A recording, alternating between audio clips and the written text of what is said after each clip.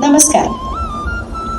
ओम ह्रीं द्रां दत्तात्रयाय नमः. ज्योतिष रत्न सौ प्रीती कुलकर्णीचा तुम्हाला नमस्कार.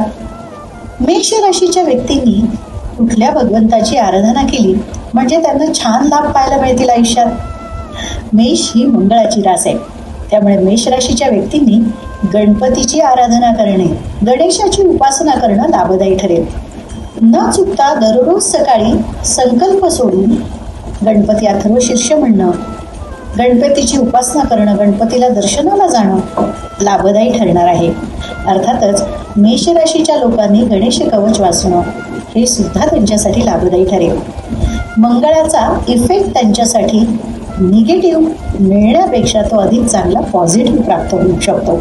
म्हणूनच मेष राशीच्या व्यक्तींनी गणपतीची आराधना करणं लाभदायी होणार आहे.